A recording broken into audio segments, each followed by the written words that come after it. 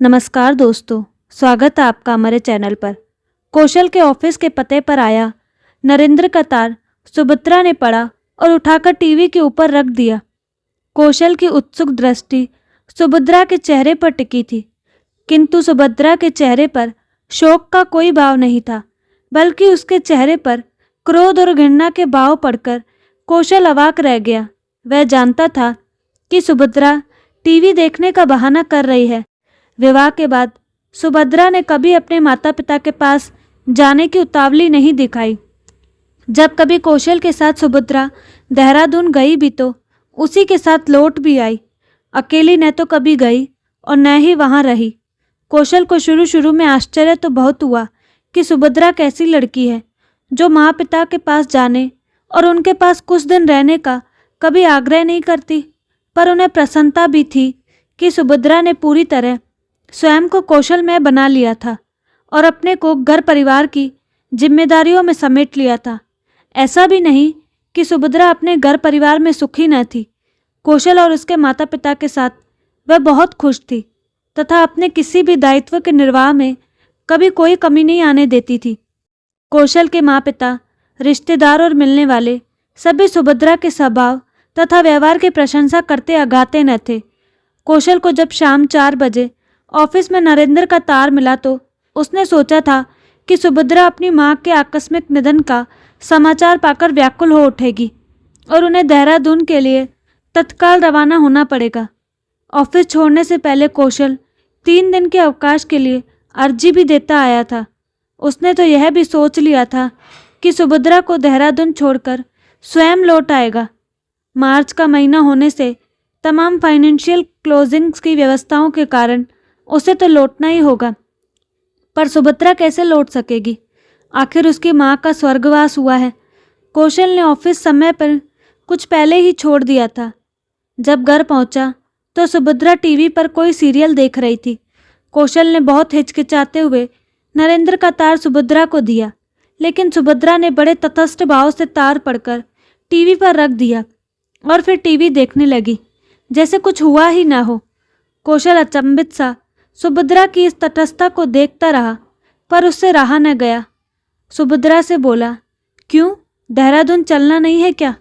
तुम्हारी माताजी का आज प्रातः 9 बजे देहांत हो गया है। उनके अंतिम संस्कार के लिए वे लोग तुम्हारी प्रतीक्षा करते होंगे। अपनी माँ के अंतिम दर्शन करने की इच्छा नहीं है? नहीं जाओगी तो लोग क्या कहेंगे? सुभद्रा ने सामान्य बने रहकर केवल यही कहा, मुझे कहीं नहीं जाना, ना मुझे किसी के कुछ कहने की चिंता है। माँ ने मुझे 9 महीने कोख में रखा था और जन्म दिया, इसलिए उसके जीवित रहते देहरादून चली भी जाती थी। पर अब वह नहीं रही तो मेरे लिए सारे रिश्ते नाते खत्म हो गए। उनके अंतिम संस्कार के लिए कोई मेरी राह नहीं देखेगा। उन्होंने तार भी इसलिए दिया होगा कि लोग क्या कहेंगे। नाते रिश्ते मन के होते हैं, इस विचार से नहीं कि लोग क्या कहेंगे। ऐसे रिश्ते वैसे भी अधिक दिन तक नहीं चलते। जिन रिश्तों को टूटना ही है वे कल टूटे या आज टूटे, क्या फ़र्क पड़ता है? क्यों, बाबूजी और नरेंद्र से तुम्हारा कोई रिश्ता नहीं? नहीं, बिल्कुल नहीं। ऐसा क्यों सोचती हो सुभद्रा? मैं देखता हूँ कि खून के रिश्तों में आपस में जैसा प्यार होता है वैसा तुम लोगों में नहीं है। बाबूजी और नरेंद्र मेरे साथ भी बहुत ठंडेपन से ही व्यवहार करते हैं। तुमसे तो कभी बात करते ही नहीं देखा बाबूजी को। तुम तो उनकी सबसे बड़ी संतान हो। पहली संतान तो सभी को प्यारी होती है, चाहे वह लड़की हो या लड़का, पर तुम्हारे घर में ऐसा कुछ नहीं दिखता। मैं केवल तुम्हें दोष नहीं देता सुभद्रा, लेकिन तुम्हारे घर के लोगों में मैंने यह विचित्रता देखी है। ऐसा भी नहीं कि तुम्हारे बाबूजी उन रिजर्व टाइप के लोगों में से हो जो अपनी संतान से अधिक घुलते मिलते नहीं, क्योंकि तुम्हारी छोटी बहन और उसके बच्चों से तो वो बड़े प्यार से बात करते हैं। नरेंद्र ने भी खूब खुलकर उनकी बातें होती है। उनके व्यवहार में अंतर हमारे और हमारे बच्चों के साथ ही न जाने क्यों है। आप क्या समझते हैं? क्या अम्मा मुझे, आपको या हमारे बच्चों को प्यार करती थी? मैं अच्छी तरह जानती हूँ। औरों में तथा अम्मा के व्यवहार में केवल इतना अंतर था कि वे बोलती ढंग से थी। बस मुझे उस घर में कभी किसी से ने प्यार नहीं किया। मैं बचपन से ही उस घर में अवहेलित, उपेक्षित ही रही हूँ। ऐसा भी नहीं कि बाबूजी और अम्मा लड़की होने के कारण मेरी उपेक्षा करते हो। आखिर सुषमा भी तो लड़की है, उस पर तो बचपन से ही खूब प्यार उड़ेला जाता रहा। सुभद्रा की आंखों में आंसू छलछला आए थे। उसकी पीड़ा कौशल से छिप ही न सकी। कुछ देर सुभद्रा चुप रही, फिर बोली, मेरे बचपन में कभी खिलौने नहीं देखे। यदि कभी कोई खिलौना मांगा भी तो बदले में बाबूजी और अम्मा के थप्पड़ ही मिले। सुषमा ने यदि कभी कोई बेकार चीज़ मांगी तो वह भी उसे दी गई, किंतु मेरी पीड़ा की कभी किसी ने परवाह नहीं की। माता पिता के व्यवहार में इस भेदभाव को देखकर मेरा बाल मन कितना घायल हुआ होगा, यह जानने की कोशिश किसी ने कभी नहीं की। देखने दिखाने में भी सुषमा न तो मुझसे सुंदर थी और न पढ़ने में ही मुझसे होशियार, जो कुरूप या बुद्धू होने के कारण अम्मा और बाबूजी मुझसे नफरत करते। इसके अलावा मुझे तो घर के काम धंधे में भी अम्मा का हाथ बटाना होता था और सुषमा को तो आज तक घर का कोई काम आता ही नहीं। सुषमा मुझसे 3 साल छोटी है। आपने भी देखा होगा कि वह आज तक मेरा नाम लेकर ही मुझे पुकारती है और हमेशा तू तड़ाक से ही बोलती है। उससे कभी किसी ने नहीं कहा कि बड़ी होने के नाते वह मुझे दीदी कहकर संबोधित करे और आदर से बात करे।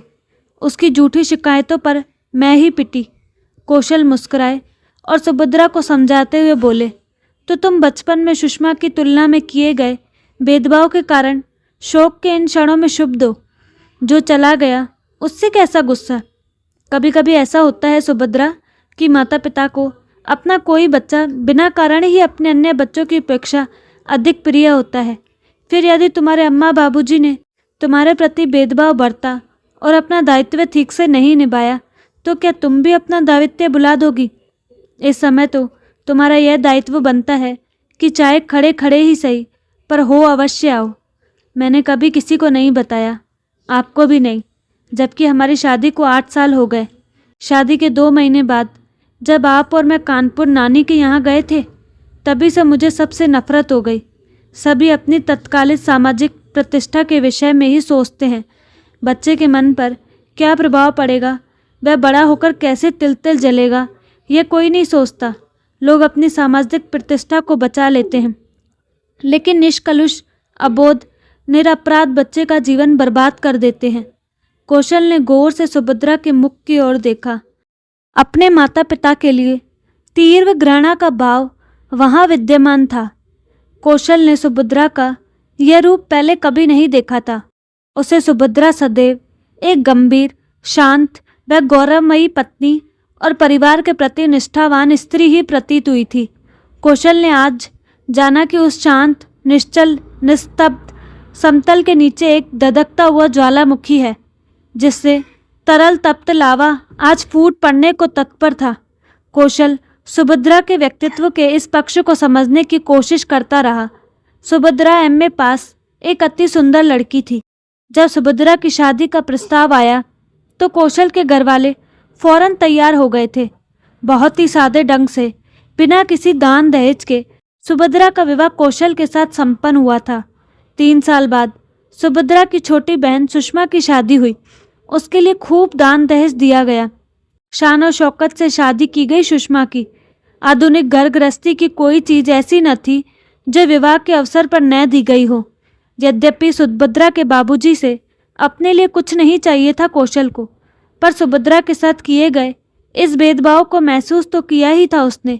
सच तो यह है कि एक फर्ज की तरह कौशल इन संबंधों को एक तरफा निभाता आ रहा था, लेकिन आज अपनी माँ की मृत्यु का समाचार पाकर सुभद्रा एक ही झटके में उन संबंधों की डोर को इस प्रकार तोड़ देगी, इसकी उसे तनिक भी उम्मीद न थी। कौशल ने सुभद्रा को पुनः समझाने का प्रयास करते हुए कहा, माना अम्मा और बाबूजी ने तुम्हें वह प्यार और अपनात्व नहीं दिया जो तुम्हें मिलना चाहिए था, पर रहेंगे तो वो तुम्हारे माता पिता ही ना। माँ की मौत से हुए दुख के कारण न सही, औपचारिकता के निर्वाह के लिए तो तुम्हें देहरादून चलना ही चाहिए। फिर यदि तुम कहोगी तो आज के बाद फिर कभी वहाँ जाने के लिए नहीं कहूँगा। बड़े आश्चर्य से सुभद्रा ने कौशल की ओर देखा, फिर अत्यंत करुण स्वर में बोली, यह सच है कि वह औरत जो आज मर गई है, इसलिए मेरी माँ थी कि उसने मुझे जन्म दिया था। वह जब तक जीवित रही मैंने उस संबंध को निभाया और औपचारिकतावश देहरादून जाती रही। कभी मना नहीं किया, लेकिन अब जब वह औरत मर गई है तो क्या करूं मैं वहां जाकर? उसके अलावा और कौन है मेरा वहां? मैं तो कहती हूँ आप भी मत जाइए। आप भी किससे रिश्तेदारी निभाएंगे जब कोई अपना वहाँ है ही नहीं। आज से सब समाप्त। आज से बस आप, हमारे बच्चे और हमारा अपना परिवार, यही मेरी दुनिया है। इसके बाहर मेरा और कोई नहीं। कौशल समझ ही नहीं पा रहा था कि सुभद्रा को क्या हो गया है। सुभद्रा की बातें उसे सामान्य नहीं लग रही थी। कहीं अपनी माँ की मृत्यु के सदमे में ऐसी नहीं हो गई। उसने उसे नरेंद्र का तार दिखाकर भूल तो नहीं की। सुभद्रा को कुछ हो गया तो उसका जीना ही मुश्किल हो जाएगा। कितना प्यार करता है कौशल सुभद्रा को, आज अनुभव कर रहा था वह। कौशल प्यार से बोला, सुभद्रा, मैं जानता हूँ मैं जैसा भी हूँ तुम मेरे साथ हर हाल में खुश हो। मैं यह भी मानता हूँ कि तुमने सदैव विपरीत परिस्थितियों में भी मेरा साथ दिया है, कभी असंतोष व्यक्त नहीं किया। तुम्हारे जैसी पत्नी पाकर मैं न तो केवल प्रसन्न हूँ बल्कि खुद को भाग्यवान मानता हूँ। तुम्हें पाकर संसार की समस्त दौलत मुझे मिल गई। तुम्हारे बाबूजी ने मुझे जो कुछ दिया उसमें मैं पूर्णतः संतुष्ट हूँ। उनसे मुझे कुछ नहीं चाहिए। यदि मुझे तुम्हारे जैसी पत्नी न मिलती हो तो हो सकता है मुझे उनका यह भेदभाव अखरता, लेकिन तुम्हें पाने के बाद मुझे अम्मा बाबूजी से कोई शिकायत नहीं। छोड़िए, आप भी क्या बात लेकर बैठ गए? थके हारे ऑफिस से आए हैं, आप कपड़े बदलिए, मैं चाय लेकर आती हूँ। और सुभद्रा तुरंत उठकर रसोई की ओर चली गई। कौशल समझ गया कि सुभद्रा बात को टालना चाहती है। वह अपने कमरे में कपड़े बदलने चला गया। उसने सोचा बाद में बात करेंगे। वह बैठक में लौटा तो सुभद्रा चाय के साथ प्रतीक्षा कर रही थी। चाय पीते हुए दोनों में से कोई कुछ न बोला। थोड़ी ही देर में दोनों बच्चे खेलकर बाहर से लौट आए। कौशल ने बच्चों के सामने इस प्रसंग को पुनः शुरू करना उपयुक्त नहीं समझा, इसलिए वह बच्चों में रम गया और सुभद्रा रात के भोजन की तैयारी में जुट गई। रात के 10:30 बजे बच्चों को सुलाकर सुभद्रा अपने शयन कक्ष में आई। कौशल आंखें बंद किए कुछ सोच रहा था। सुभद्रा ने आहिस्ता से कहा, आप सो गए क्या? कौशल ने आंखें खोली और स्नेहपूर्वक सुभद्रा को पलंग पर पास बिठाते हुए बोला, मैं तो आंखें बंद किए तुम्हारी ही प्रतीक्षा कर रहा था और सोच रहा था कितना काम हो जाता है तुम्हारे लिए।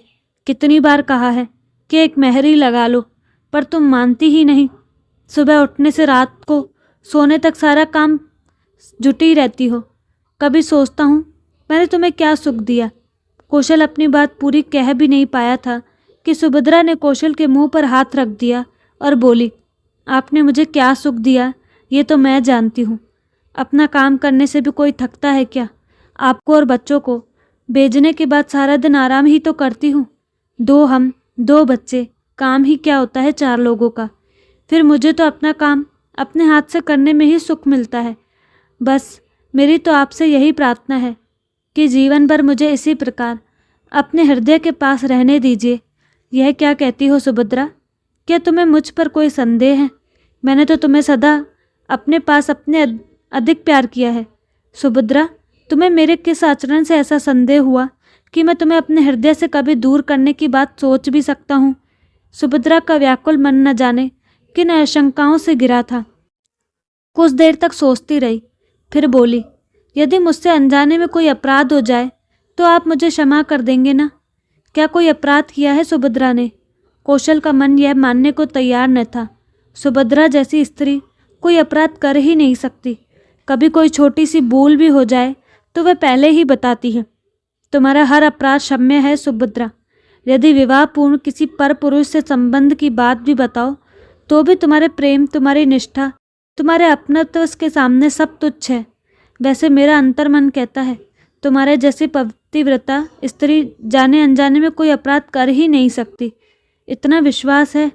लेकिन मेरी आपसे एक विनती है कि पर पुरुष से संबंध की बात यदि कभी आपको पता चले तो मुझे कतई क्षमा मत करना। जाने अनजाने पर पुरुष से संबंध रखने वाली स्त्री अपने पति के प्रति सच्ची हो ही नहीं सकती। मैंने ऐसी औरतों को देखा है, तभी कहती हूँ। मेरा अपराध तो सिर्फ इतना है कि मैंने उस स्त्री की कोख से जन्म लिया जो आज मर गई। कौशल ने गौर से सुभद्रा को निहारा। सुभद्रा के चेहरे पर अपराध बोध जन्य कालिमा नहीं थी। वहाँ थी सत्य और सच्चरित्रता की अदम्य दीप्ति, जिसे देखकर कौशल अभिभूत होकर बोला, इसमें तुम्हारा क्या अपराध? मैं कुछ समझा नहीं। मेरे प्रति अम्मा और बाबूजी की उपेक्षा का कारण यही था कि बाबूजी मेरे पिता नहीं थे। आज वह औरत मर गई, पर उसने मुझे न तो कभी नफरत का कारण बताया और न ही मेरे पिता का नाम। मुझे यह सब नानी से पता चला। बाबूजी ने गर्भवती औरत से धन के लोभ में विवाह किया था। मेरा अपराध यह है कि मुझे नहीं पता मैं किस कायर पुरुष की थी, नाजायज़ औलाद हूँ। अब बताइए कि मैं ऐसी औरत की मौत पर शोक मनाने क्यों जाऊँ, जबकि मैं तो हृदय से प्रसन्न व सुखी हूँ। इसीलिए कहती थी कि आप भी किसी से संबंध निभाएंगे वहाँ। कौशल ने क्रोध से फुंफकारती सुभद्रा को अपने अंक में समेट लिया और चूमते हुए बोले, पगली, इसमें तुम्हारा क्या अपराध? बस इतनी सी बात के लिए इतना परेशान थी? देखो, मैंने तुम्हारे खानदान या दान दहेज से तो विवाह नहीं किया, मैंने तुम्हारा वरण किया है, और तुम में कोई खोट या मिलावट मुझे तो दिखती नहीं। तुम मेरी हो, सिर्फ मेरी। सुभद्रा स्वयं को निरापद अनुभव कर रही थी। उसका प्रेम पुलकित शरीर पति के सीने पर लुढ़क गया। सुबह जब कौशल की आंख खुली तो उसने देखा कि सुभद्रा ड्राइंग रूम में फूलदानी में से बासी गंधहीन फूल फेंक चुकी थी और उसके स्थान पर बगीचे से चुनकर लाए ताजे सुगंधित फूल महक रहे थे। सुभद्रा के जीवन की यह पहली सुहानी खुशनुमा सुबह थी। तो दोस्तों, आपको कहानी कैसी लगी? अपनी राय कमेंट बॉक्स में ज़रूर दें और साथ ही हमारे चैनल को लाइक, शेयर और सब्सक्राइब करना ना भूलें। धन्यवाद।